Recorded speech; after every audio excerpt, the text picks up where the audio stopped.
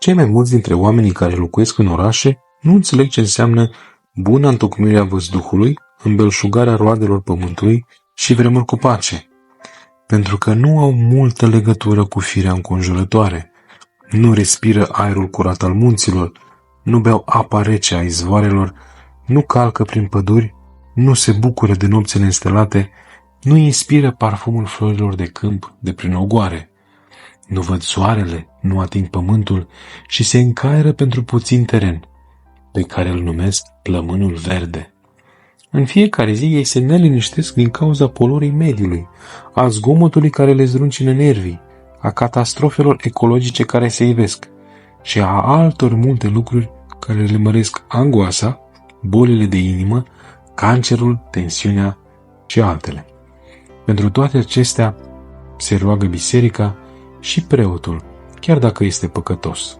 În Pireu, cu destui ani în urmă, un preot a fost caterisit și pentru că avea o dublă pregătire, a lucrat după aceea ca profesor. Desigur, a cerut transferul și a plecat în altă parte. De sărbători venea la Pireu ca să-i vadă pe ai săi și pe prieteni. O doamnă l-a recunoscut și i-a zis alteia: "Îl cunoști? A fost preot." Și l-au tuns, adică l-au caterisit. Cealaltă, când a auzit, fiind și slabă de minte, când fostul preot a trecut pe lângă ea, i-a pus coarne și s-a strâmbat în spatele lui. N-a trecut un an și femeia a murit și au înmormântat-o în cimitirul Învierii. S-au încheiat 3 ani, după care au deshumat-o și au găsit-o putrezită în afară de mâini, care erau întregi, de parcă atunci ar fi fost puse în mormânt și negre ca și cum ar fi fost vopsite, cu unghiile mari, cumplite la vedere. Au chemat pe preotul cimitirului care i-a făcut slujba și a citit rugăciunile de iertare de 3 ori, dar nu s-a întâmplat nimic. Au mai așteptat, dar tot nu s-a întâmplat nimic. Atunci l-au înștiințat pe mitropolitul Hristostom, care a venit imediat și a pus epitrahilul și omoforul și a citit rugăciunea arhierească de iertare, dar tot nu s-a întâmplat nimic.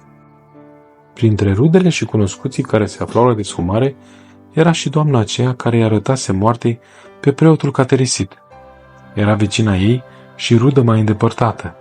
Aceasta se gândea: ceva păcate trebuie să fi făcut cu mâinile, dacă acestea n-au putrezit. Și și-a adus aminte de acea întâmplare, a priceput care este cauza și a povestit mitropolitului. Acesta a dispus să-l găsească imediat pe acel preot caterisit, pentru că aceasta se întâmpla în perioada vacanței școlare, l-au găsit în Pireu. În după amiaza acelei zile, el a mers cu mitropolitul la cimitir. Între timp, separaseră oasele moartei, iar mâinile le puseseră într-un colț. Mitropolitul l-a pus în temă pe fostul preot și i-a zis: "Vino să vezi, fiule, harul preoției nu te-a părăsit, ci a rămas lipit de tine. Iartă-o, spune Dumnezeu să o ierte, atingeți mâinile de mâinile ei și minunea se va întâmpla." Când preotul a rostit acele cuvinte și i-a atins mâinile, ele s-au făcut țărână. Un preot slujitor, căsătorit, parohul bisericii unui sat din Halkidiki, mi-a povestit următorul incident din timpul Vohodului Mare. Era sâmbătă, în ajunul Crăciunului, și în timp ce se afla cu cinstitele daruri în mijlocul bisericii și urma să se întoarcă în Sfântul Altar, a văzut uimit vreo 10 creștini, bărbați și femei, alergând spre el, căzând la picioarele lui și pipăind stiharul care atingea pământul. N-a zis nimic, a intrat în Sfântul Altar și a continuat Sfânta Liturghie. După pentru rugăciunile, pe când împărțea anafora, a cerut explicații. Aceia i-au spus că au alergat crezând că din cădenița pe care o ținea paraclisierul au căzut cărbuni aprinși, care au ars covorul și, scoțând fum, voiau să-l stingă. "Ați văzut ceva?" i-a întrebat preotul. "Nu, în afară de fum, nimic." "Ce să fi fost?" Preotul n-a răspuns nimic, căci el însuși, mergând spre solee, a văzut ieșind din podea rotocoale albe de fum. La fel văzuseră și creștinii. Ce să fi fost acest fum care ieșea dinaintea ușilor împărătești? Într-o dimineață, când se afla la o trenie, Sfântul Nicolae Planas aștepta, ca în fiecare zi, femeile care îi aduceau prescura. Se apropia însă liturghia și nu apărea nimeni. De aceea se gândea: am făcut de atâția ani în fiecare zi Sfânta Liturghie și astăzi să nu fac? Această eventualitate era pentru el de neînțeles. De aceea s-a umplut de mâhnire și a început să plângă ca un copil. Plângea pentru că n-avea pâinea cu chipul lui Hristos și lucrul acesta îl durea mult. La puțin timp, însă, a ieșit în fața credincioșilor, ținând în mâini o prescură atât cât îi trebuia să săvârșească Sfânta Liturghie. Priviți ce mi-a trimis bunul Dumnezeu pe Sfânta Masă, o prescură proaspătă și pufoasă. Așa că vom sluji și astăzi Sfânta Liturghie. După aceea, a ajuns și la prefacerea Sfintelor Daruri și a încheiat Sfânta Liturghie cu smerenie și cu multe lacrimi pentru multe ceasuri. Cine știe ce liturghie și ce sfântă împărtășanie au fost cele din acea zi. Înainte de Crăciunul anului 1992, o doamnă mi-a dat o copie din testamentul manuscris al mamei ei, cu un scris urât și neîngrijit, dar cu un bogat conținut duhovnicesc. Mama acesteia avusese 4 fete și un fiu. Toți erau căsătoriți și aveau împreună 15 copii. În continuare, aș vrea să vă redau fragmente din acest testament. Iubiții mei copii, și îi numește pe toți, fiice și fiu, gineri, noră și cei 15 nepoți. Vă sărut și vă îmbrățișez. Această scrisoare să o deschideți și să o citiți după moartea mea. Prima voastră grijă când vă sculați dimineață este să vă spălați, să aprindeți candela și să tămâiați casa. După aceea, să faceți rugăciunea din psaltire, așa cum v-am învățat.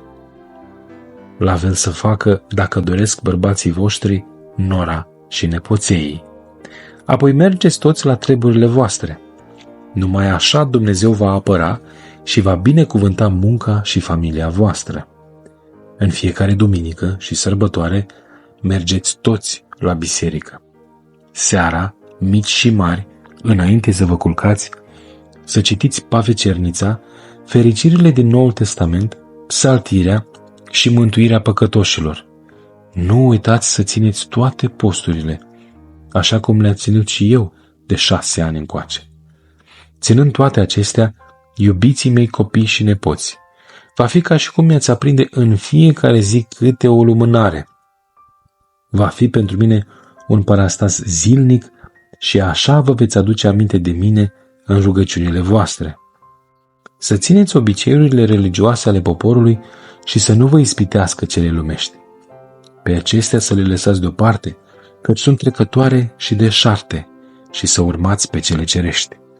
Faptele bune și milosteniile în ascuns le veți avea pentru veșnicie, celelalte însă vor pieri ca visurile. Nu veți lua cu voi nimic, nici bogăție, nici măriri și slavă, nici case, ci doar faptele bune și răbdarea. Să-mi ascultați rugămintea și să vă iubiți între voi ca frații, în familiile voastre, cu celelalte rude, cu vecinii și cu toată lumea. Faceți binele cât puteți și nu lipsiți din biserică. Pe cei care vă vor răul, iertați-i și toate acestea vor fi pomenite și pe pământ și în cer, căci oricâți ani am trăit, ni se pare că a fost ieri. De aceea să facem fapte bune în ascuns.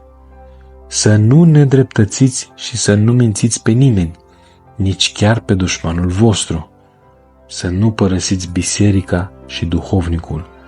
Toate acestea să le citiți împreună cu copiii de fiecare dată când se împlinește anul de la moartea mea după slujba parastasului. Vă pomenesc în rugăciunile mele, vă sărut, vă îmbrățișez și să ne întâlnim cu toții în rai, mama și bunica voastră.